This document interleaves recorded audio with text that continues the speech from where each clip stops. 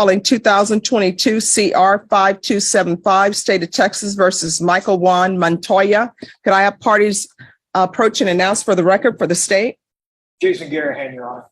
Defense. Matthew Allen for Mr. Montoya. Have both parties, are you Mr. Montoya? Yes, sir. Have both parties had a chance to review the PSI report, state? Yes, Your Honor. Defense. Yes, Your Honor. Any objections to the PSI report, state? No, Your Honor. Defense. No, Your Honor. Any witnesses, state? None from the state, Your Honor. Defense. Yes, Your Honor. Hernandez. Michelle Hernandez. Michelle Hernandez.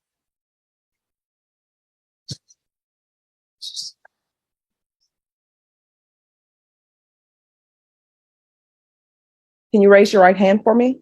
Do you solemnly swear or affirm the testimony you give will be the truth and nothing but the truth, so help you God? All right, you can lower your hand if you'll state your name for the record and spell it, please. Michelle Hernandez, MICHELLEHERNANDEZ. All right, defense. Mr. Hernandez, how old are you? 41. What do you do for work? Contracting work with my boyfriend. Okay. All right, so I'm gonna need you to make sure you speak up so that the court reporter can hear. Yes, ma'am. Do you live here in San Antonio? Yes, sir. How do you know Michael? He's my son. Obviously, you know why we're here today. Yes. Okay. I guess around the time of this incident and when Michael was arrested, describe Michael's behavior. Very paranoid. Just didn't trust anybody. He was always to himself. On that day, do you know if Michael had used drugs? Yes. If you know, what did he use? Marijuana and methamphetamine. During this time period, was there anything else that, as far as Michael's behavior, that now maybe? Just one moment. Counsel, I can't have you all talking behind the court reporter. Here. You need to move him down to the other end. So you all can speak, Mr. States, and you all can speak in the box, but it just needs to be on that end. You may continue, counsel. Thank you, Judge. Looking back now, that may be red flags about his behavior. I don't. Was he? Did he ever come? Did he or someone ever call the police about people outside? There was a couple of incidents when he thought there was a few, like 10 guys. He said to exact, we're outside trying to kill him when there was no one outside. He called the cops three times in one night. And with those types of behaviors, do you know? Obviously, you know Michael was using some drugs during that time. Yes. Now, describe Michael growing up as a child. Very athletic, loving, caring, he's a hard worker. Did you have problems with him? No, none. At the home, where is Michael's biological father? I don't know. Okay. Were there any issues with his biological father at the home? Yes. Okay. There was violence with him and I. And did Michael witness some of that? Yes. Did he witness alcohol abuse? Yes. Did he witness people using drugs? Yes. And would you guys always be at the same house, or sometimes you'd have to go stay with his grandmother? Whenever his father and I would, I'd take them with me to my mom's. Before this, was there any traumatic events? Did he lose anyone that he was close to? His best friend. His best friend. Like 4 years, I believe, ago. And ever since then, I've seen him go a little downhill. What about anyone in your family? My brother, he was close to as well. How long ago was that? It was a year before that. Before his best friend. And have you stayed in contact with Michael since he's been in jail? Every day.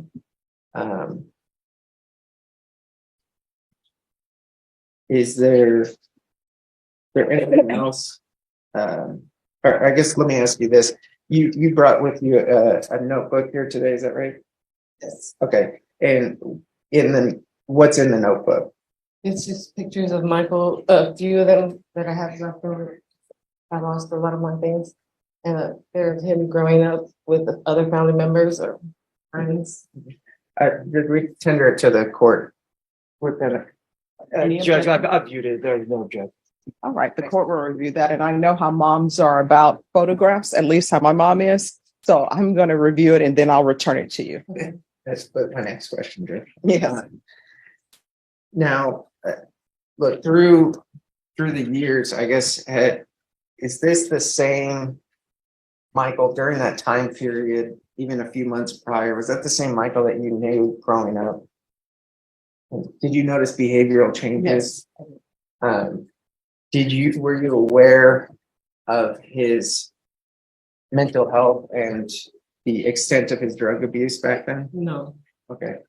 Now that you are aware, you think that he needs help? Yes.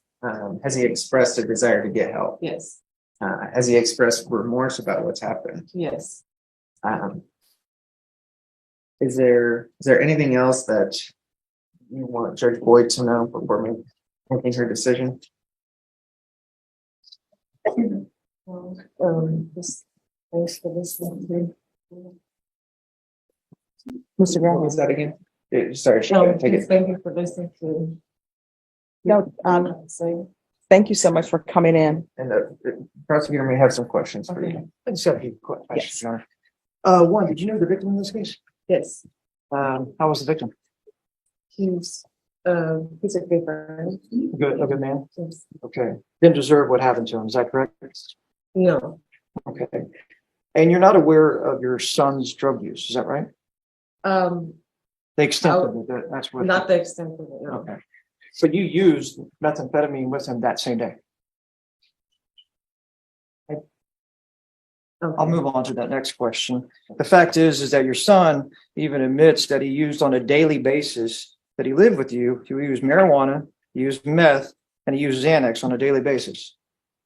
I didn't know of him doing all of those. And you stated he had a good childhood. I saw the photos. And that he viewed some physical violence between you and your husband, Yes. and some physical violence between you and your boyfriend. Or boyfriend, one of your boyfriends. Well, okay, yeah, maybe once. Maybe once. So not an extended period of time. Yes. Was he ever abused in the house? No. Sexually abused in the house? No. Was he ever sexually abused by anyone? No. Abused physically by anyone? No. Abused emotionally by anyone? And I know. So the only time you saw the difference in his behavior is when he started using drugs on a daily basis since the day of 18 years old. No. You saw behavior before that you didn't No, mention yet. I just seen the behavior change when his best friend and my brother passed on. How old was he? I believe he was 16. 16. Mhm. So he started using alcohol back in 6th grade. You're aware of that, aren't you? No. That's what he stated. No. So you're not aware of that. Where were you at during this time when he was in 6th grade and started using alcohol on daily, or at least He weekly was at my mother's house. at your mother's house? Yes. Where were you?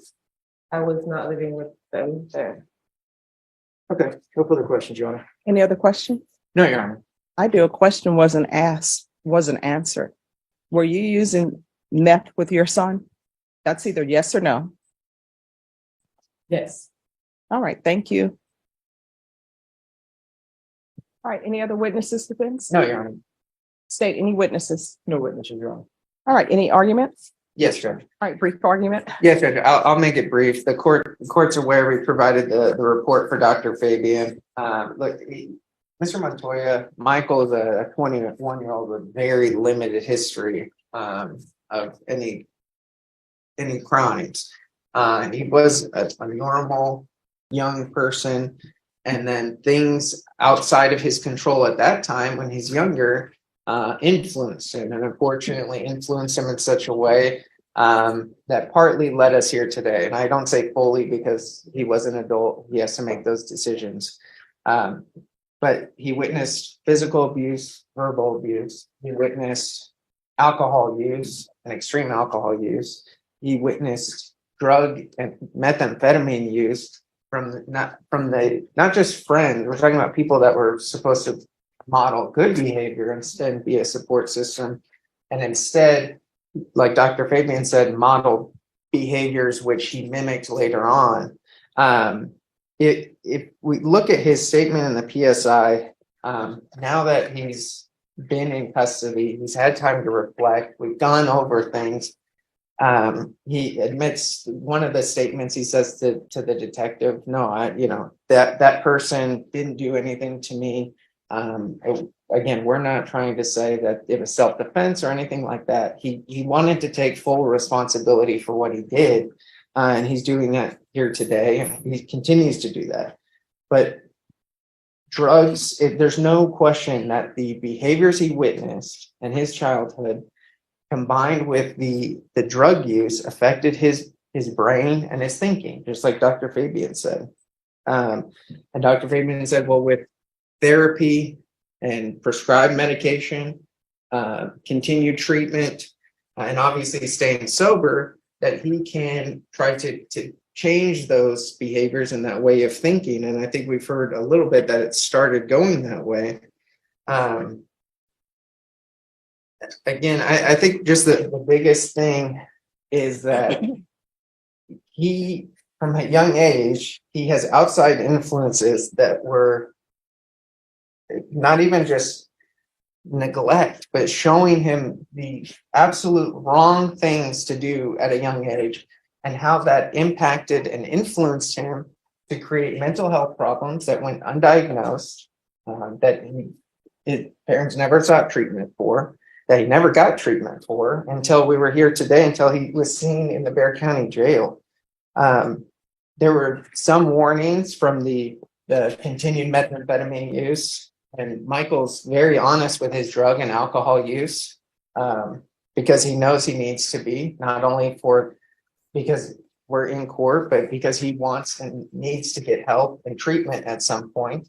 And I think he's talked about getting an education, finishing high school, continuing to try to seek treatment while he's in prison, because obviously that is where we know that he's going to go under this plea bargain agreement. But again, I think just listening to Dr. Fabian and at a young age, it's easy to say, well, you were young and your sister's fine, so why can't you be fine? But that's not the way the world works. Oh, I never do that. That's not, I appreciate that. It's not the way everybody's brain works and develops. And so unfortunately, we're here today. He's very remorseful. He's very sorry for what he did. There's no getting around that. But we did want to bring the court some other things that were going on. We asked the court to take that into consideration and sentence Michael to 15 years. All right, state. Your Honor, for one, the defendant, we saw the photos that were presented to the court, and I know that is a snapshot, literally a snapshot of his childhood. But yet there are photos of his childhood, of him growing up, that he had some type of support system through grandparents and other individuals in his life. But he chose, yes, at a young age, not to proceed and take advantage of those people. What he chose to do is drop out of school and cut class and drink alcohol, use marijuana, and things that were detrimental to his mental health, anybody's mental health for that matter. For the fact is even in Dr. Fabian's report, he didn't start using methamphetamines and Xanax to the age of 18 at the time that he was an adult. So that at that point, Your Honor, he's making adult decisions that were detrimental to himself, not because of PTSD, not because of ADHD, because he chose to take the easier way and he wanted to go have drinks. He wanted to go smoke marijuana. The day of, he smoked marijuana with his mom's boyfriend. The day of, he just chose to do methamphetamine. That caused him to be voluntarily intoxicated, that he chose that path. So the fact that defense is asking for a sentence of 15 years is not appropriate in this case. 35 years in this type of case is appropriate because this person chose to go down the path he chose. Granted, everybody has their childhood, everybody has their past. If you really look at what the doctor said and what his parents said, yes, there was some violence in the household. There was substance abuse in the household. But there's many people sitting in this courtroom today that chose different paths. And some of them are on a rocky road. But the fact is, they haven't murdered somebody and shot them in the head when that individual is just there to help them. And Mr. Butler was there to help. He was there helping, and he was a plumber. And this is the victim in this case. And that's just a tragedy right there, is that this individual is out there helping late at night, trying to get this house renovated. And this individual decides to get intoxicated off of meth, Xanax, and drinking and marijuana, and shoots him just blindly behind the head. And that right there, Your Honor, deserves a 35-year sentence. Thank you. All right. So, Mr. Montoya, I want you to know that I listened to everything that's brought before me, and I consider all the evidence that's brought before me. I mean, do you deserve an apology? Yes. And you know why you deserve an apology? Because you had horrible parents in your life. Your mom, horrible parent, still a horrible parent to this day, using meth with you. She was horrible for bringing someone into your life as a stepfather who just got out of prison, using drugs with you. So you have horrible parents, horrible adults in your life. Your grandmother, it appears that your grandmother was trying to help you stay clean and sober, but then you have your horrible mom coming in and allowing you to live with her and use meth with her. That is ridiculous for your horrible mom to be using meth with you and rubber stamping it and okaying it. And then having your horrible stepfather who thinks he's a good stepfather, but there he is using drugs with you. And I guarantee you right now, your mother doesn't think she's a horrible parent, even though she's using meth with you. Your stepfather thinks he's doing a great job, even though he's using drugs with you. So I want you to know that I understand, and I heard everything, and I understand that you had a horrible upbringing. But by that same token, there's a complainant in this case, somebody who's dead, who had family who loved and cared about him, and he's just working, doing a job. This is not a situation where he was doing something illegal or doing something inappropriate. And whenever a life is taken, guess what? Society suffers, because whatever they were bringing to this world, maybe for the benefit of others, we no longer have that. So when I sentence you today, I want you to know that I realize your childhood was horrible. And sometimes people have a childhood that's horrible and they make it out. And you wonder, how did they ever make it out? And then sometimes when children are taken from the hospital to be with their horrible parents, you know that they're going to have a horrible life. And you have had a horrible life with your horrible mother and your horrible stepfather. And I don't know what they're doing with your sister. I don't know if they're using meth with your sister or not. I don't know if there are other grandchildren that people are allowing your horrible mother and your horrible stepfather to be around. So I want you to know that I heard all of the testimony and I listened to it and I internalize it. Okay? So I'm going to find you guilty. I'm going to sentence you to 35 years in the prison, give you credit for any time served. There's an affirmative finding of deadly weapon. Court will take in consideration 665-487 and 673-117. I'll ask for the therapeutic community. And I'll also ask, they do have mental health treatment at the prison.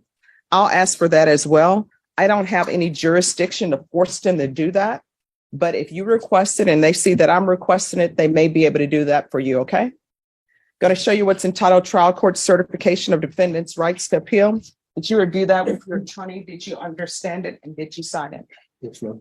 Because this is plea bargain agreement, because I followed your plea bargain agreement, and because you waive your right to appeal, you do not have the court's permission to appeal. Do you understand? Yes, ma'am. All right. We'll go off the record. I know that this seems like a lot of time, and honestly, it is a lot of time, but it's time for you to understand how you got to the position where you are And it's also time for you to grow and get away from other people. I can't tell you or force you not to have any conversations with your mom, but your mom means you no good. Because if she did, she wouldn't be using drugs with you. If she did, she would have told you, stay with your grandmother. I'm not a good parent because I'm using meth. She still thinks she's a good parent, using meth and bringing a criminal in your life who's using drugs, who on the outside comes in wearing a nice outfit, dressed appropriately for court, but he's still a drug user, and that's who she's bringing around you. The fact that she gave you a father who everybody said was not a good father, then what does she do? She brings boyfriend after boyfriend to be negative influences in your life. So whether or not you continue to have contact with her is completely up to you, but you need to work on yourself, because otherwise, when you get out of prison, and at some point you'll get out of prison, you're going to be right back where you started from. You understand? Yes, ma'am. All right. Good luck to you. Do we have victim We impact? do have victim impact on. All right. Is that, I don't see anyone on, is that Cassandra Castro? Yes, it is, Your Honor. Ms. Castro? Yes, I'm here. All right. Do you wish to show your video? All right. You may proceed, Ms. Castro. Hello. Hi, everyone. Let me just click to my thing. Hello, Michael. My name is Cassandra.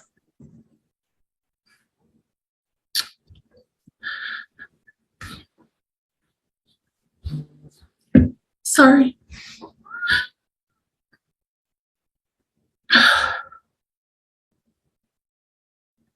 I am Paul's only child. He was my father. And I wasn't sure before today if the two of you actually knew each other or if you just saw him for the first time that night. But let me just tell you a little bit about him that you may not know. He was also a grandfather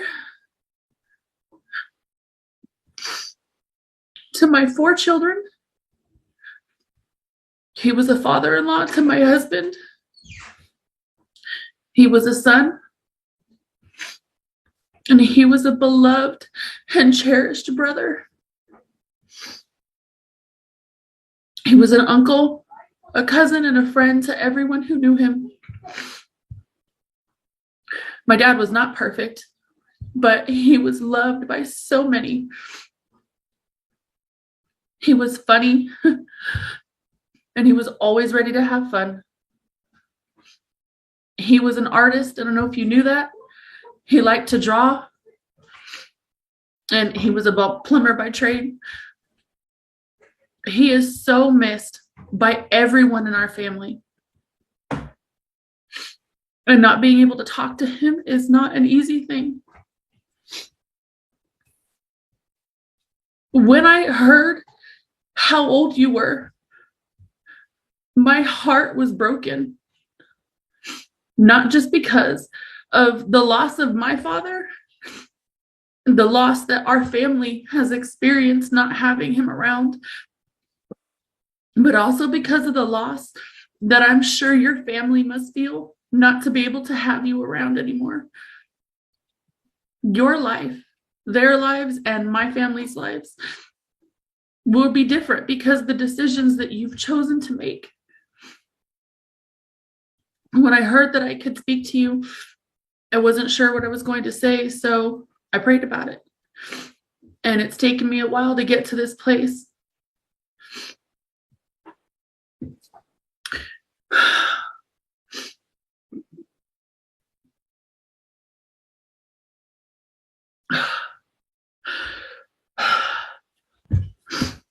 It's taken me a while to get here, but I want you to know that I forgive you for taking my father's life. That wasn't an easy choice for me to make, but I want you to know that. And it's taken a lot of prayers and tears and countless nights with Jesus to get me there. I was supposed to write a statement about how my father's death has affected me and my family. But I don't see how that's going to help much. what's going to help me heal is Jesus, and he'll walk me through every stage of healing that I need, and that's between him and I. Thank you so much. I appreciate you coming in. Thank you. Thank you. A young man stood before the court after pleading guilty to causing the death of an innocent plumber while driving under the influence of drugs. During sentencing, the defense described a childhood filled with abuse, neglect, addiction, and trauma, arguing that these experiences shaped the person he became. His family pleaded for mercy, saying he was not beyond redemption. The prosecutor acknowledged his difficult past but argued that, as an adult, he made the choices that led to a tragic loss of life.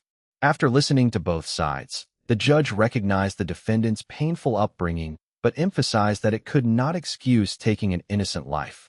The court sentenced him to 35 years in prison, while also recommending substance abuse and mental health treatment. In a moving conclusion, the victim's daughter offered forgiveness, reminding everyone that healing comes through grace, not revenge. The moral of the story: your past may explain your struggles, but your choices determine your future, and every choice has consequences.